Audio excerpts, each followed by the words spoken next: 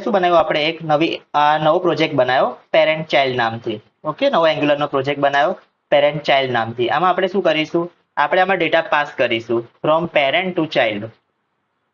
Okay, તો અત્યારે આ લેટ્સ સે આ એંગ્યુલરની એપ્લિકેશન છે, તો આમાં બાય ડિફોલ્ટ આપણને કયો મળે છે, આ એક એપ કમ્પોનેન્ટ. ઓકે, આની અંદર લેટ્સ સે આ એક ચાઇલ્ડ કમ્પોનેન્ટ છે.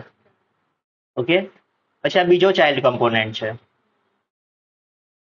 ઓકે, આ બીજો ચાઇલ્ડ કમ્પોનેન્ટ છે. તો લેટ્સ સે આના બી બે ચાઇલ્ડ છે, એક આ ચાઇલ્ડ 1 અને આ એક ચાઇલ્ડ 2. બરાબર, આ શું છે, parent component, app component. Okay, let's સે આ એપ કમ્પોનેન્ટ શું છે, પેરેન્ટ કમ્પોનેન્ટ છે, આ ચાઇલ્ડ 1 નો અને આ ચાઇલ્ડ 2 નો. ઓકે, આ લેટ્સ સે આ ચાઇલ્ડ 1 છે અને આ ચાઇલ્ડ 2 છે. ઓકે, આ ચાઇલ્ડ 2 છે. તો મારે શું કરવું છે, મારે ડેટા પાસ કરવો છે ફ્રોમ પેરેન્ટ ટુ ચાઇલ્ડ. હવે આ જે પેરેન્ટ છે એપ કમ્પોનેન્ટ, આ એની બોર્ડર છે, તમારે ડેટા ત્યાંથી પાસ કરવો છે ચાઇલ્ડની અંદર. ઓકે, તો આ જે બે કમ્પોનેન્ટ છે સબ કમ્પોનેન્ટ ચાઇલ્ડ 2 ના, તો આનો પેરેન્ટ શું થયો, ચાઇલ્ડ 2. તો મારે ડેટા પાસ કરવો છે. ઓકે, લેટ્સ સે આ પેરેન્ટ છે, મારેથી ડેટા પાસ કરવો છે આની અંદર. ઓકે, મારે ડેટા પાસ કરવો છે ચાઇલ્ડ 2 થી આની અંદર. ઓકે, બરાબર છે. ઓકે, તો આના માટે આપણે @input decorator યુઝ થાય. તો અત્યારે મેં શું કર્યું, મેં હવે આ જે નવો પ્રોજેક્ટ બનાવ્યો એમાં મેં છે ને એક બીજું કમ્પોનેન્ટ નથી બનાવ્યો. ઓકે, તો સૌથી પહેલા હું મૂવ ઓન થઈશ એમાં. તો પહેલા શું કરું, એ ફોલ્ડર એડ કરી દઉં VS કોડમાં. ઓકે, શું નામ હતું એનું, parent child. Okay, folder add કરી દઉં VS કોડમાં કે પેરેન્ટ ચાઇલ્ડ. આમાં એક બી કોમ્પોનેન્ટ છે ના. સૌથી પહેલા હું શું કરીશ, ડેસ્કટોપમાં છું તો ત્યાંથી મૂવ થવું. મેં આજે પ્રોજેક્ટ બનાવ્યો છે ડેસ્કટોપમાં, તો CD થી પછી પેરેન્ટ ચાઇલ્ડમાં મૂવ થઈ જવું. આમાં હું કમ્પોનન્ટ બનાવી દઉં, લેટ્સ સે NG-GC.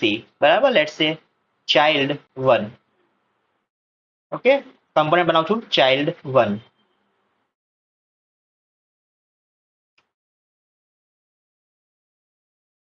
ઓલરાઈટ, બરાબર. તો જુઓ એક કમ્પોનન્ટ બની ગયો એપની અંદર, એનું નામ છે ચાઇલ્ડ 1. પછી હું બીજો કમ્પોનન્ટ બનાવું છું NG-GC, લેટ્સ સે ચાઇલ્ડ 2. આ બી બની જશે એપની અંદર. ઓકે, તો જુઓ 4 ફાઇલ ક્રિએટ થઈ કોની અંદર, ચાઇલ્ડ 1 ની અંદર, અને એક ફાઇલ અપડેટ થઈ કઈ, module.ts. ઓકે, તો TS ફાઇલ છે, એમાં જુઓ આ બંને કોમ્પોનેન્ટ ઇમ્પોર્ટ થઈ ગયા. ઓકે, અને આ જે છે આમાં ડિક્લેર બી થઈ ગયા. ઓલરાઈટ, હવે હું શું કરું છું, પહેલા આ જે એપ્લિકેશન છે એને રન કરી દઉં. લેટ્સ સે ng serve -open.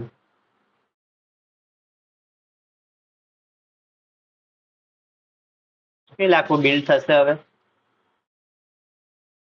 આ જે બાય ડિફોલ્ટ કોડ છે એનું આઉટપુટ આવશે.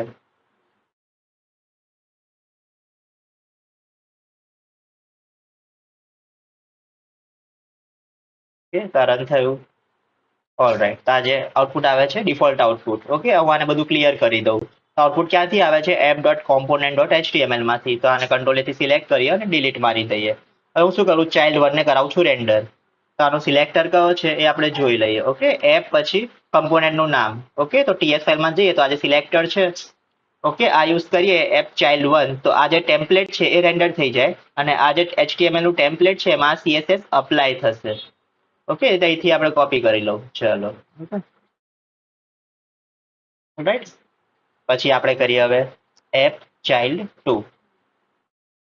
આ જે છે બંને કોમ્પોનેન્ટ થયા રેન્ડર. ઓકે, આઉટપુટ આવી ગયું. લેટ્સ સે આમાં H1 લખી દઉં. હવે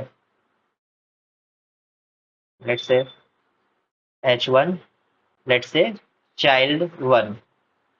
બરાબર, પછી અહીંયા કરી દઉં ચાઇલ્ડ 2 માં ચાઇલ્ડ 2. બરાબર, ઓપન કરું આ ચાઇલ્ડ 2 આની HTML, અને અહીંયા કરી દઉં H1 અને ચાઇલ્ડ 2. ઓલરાઈટ, હવે આમાં જુઓ આપણે શું કર્યું, અત્યારે બે ચાઇલ્ડ બનાવ્યા, હજુ મેં ચાઇલ્ડ 2 ના કોઈ ચાઇલ્ડ નથી બનાવ્યા. બરાબર, તો મારે ડેટા પાસ કરવો છે એપ થી ચાઇલ્ડ 1 માં અને એપ થી ચાઇલ્ડ 2 માં. બરાબર, તો મારે ડેટા ડિફાઇન કરવો પડશે એપની અંદર. ઓકે, તો એપની TS ફાઇલમાં આવી જાઉં. ઓકે, તો આ છે ટીએસ ફાઇલ. એક તો ટાઇટલ વેરિયેબલ છે, અત્યારે બીજો બનાવી દઉં એક, લેટ્સ સે મેસેજ. આને બનાવી દઉં સ્ટ્રિંગ ટાઈપનો અને આમાં આપી દઉં બરાબર passing data,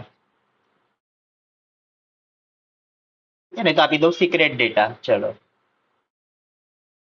okay, secret data આ જે વેરિયેબલ છે સિક્રેટ ડેટા.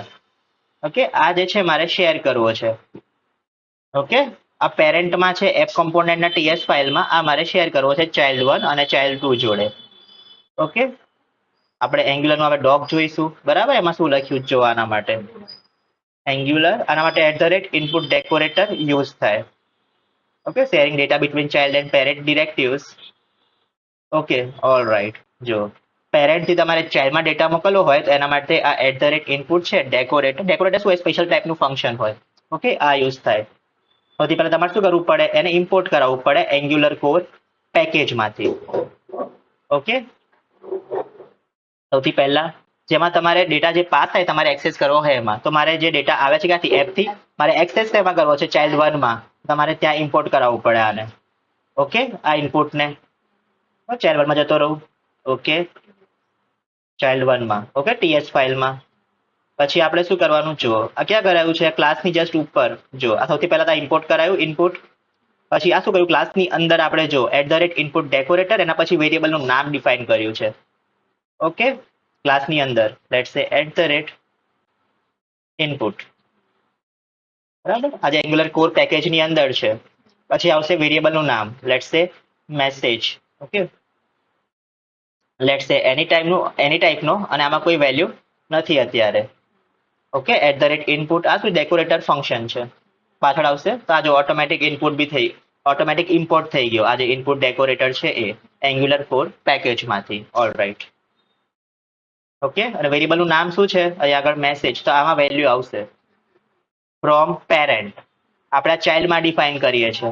ઓકે, બરાબર છે. ઓકે, તો જુઓ પછી આ શું છે, આપણે આ બાઇન્ડિંગ યુઝ કરવી પડશે, આપણે પ્રોપર્ટી બાઇન્ડિંગ. અહીંયા આવશે વેરિયેબલનું નામ જે તમારે પાસ કરવો છે. ઓકે, અહીંયા આપણે શું આપ્યું હતું નામ, મેસેજ આપ્યું હતું, અહીંયા આગળ મેસેજ ડિફાઇન કરવાનું નામ. Okay, all right. હવે રેન્ડરિંગ ક્યાં થાય છે, એપ કમ્પોનેન્ટમાં બરાબર, એપ કમ્પોનેન્ટના HTML-માં. અહીંયા સ્ક્વેર બ્રેકેટ કરું, નામ આપું છું મેસેજ. ઓકે, આ નામથી એક્સેસ થશે ક્યાં, ચાઇલ્ડમાં. ઓકે, અહીંયા પાસ કરાવી દઉં MSG.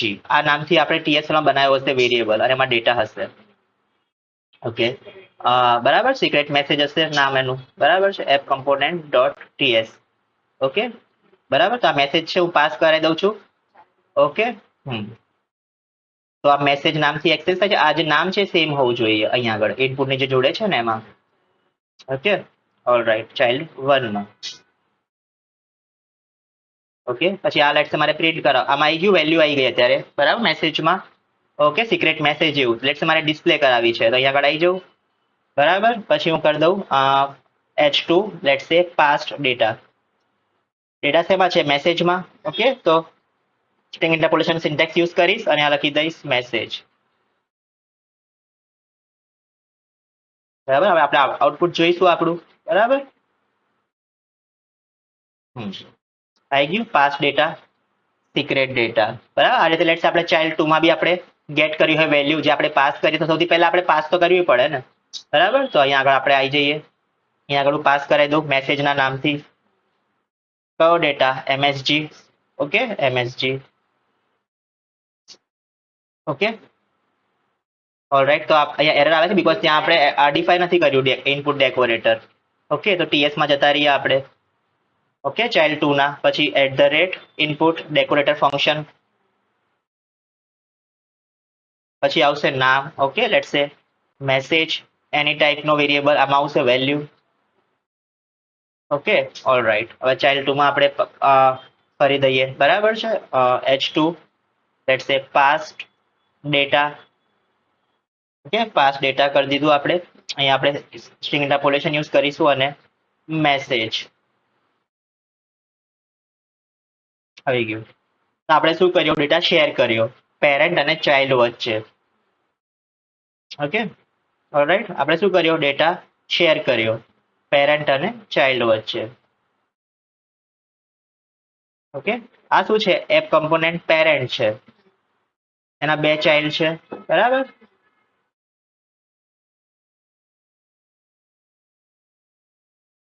બરાબર, આ ચાઇલ્ડ 1 અને પછી આ ચાઇલ્ડ 2. ડેટા અહીંથી પાસ થાય છે અને અહીંયા આગળ રિસીવ થાય છે, જે આપણે ઇનપુટ ઇનપુટ પછી જે વેરિયેબલ લખ્યો છે એમાં, બરાબર. તો આ તો એપ પેરેન્ટ, બરાબર. અને પછી આ તો આપણો ચાઇલ્ડ 1, આમાં આપણે રિસીવ કર્યો, અને ચાઇલ્ડ 2. બરાબર, સાવ સિમ્પલ કોન્સેપ્ટ છે. ડેટા પાસ કરો ફ્રોમ પેરેન્ટ ટુ ચાઇલ્ડ. આ શું હતો? આ ડેટાનો આ ડેટાનો ફ્લો હતો unidirectional, from parent to child. Okay, આપણે ચાઇલ્ડ ટુ પેરેન્ટ બી મોકલી શકીએ, એના માટે @આઉટપુટ ડેકોરેટર યુઝ થાય, અને થોડો ટફ કોન્સેપ્ટ છે. ઓકે, તો પેરેન્ટ ટુ ચાઇલ્ડ બહુ ઇઝી છે. રિએક્ટમાં બાય ડિરેક્શનલ ફ્લો પોસિબલ નથી, પણ એન્ગ્યુલરમાં છે. ઓકે, રિએક્ટમાં હા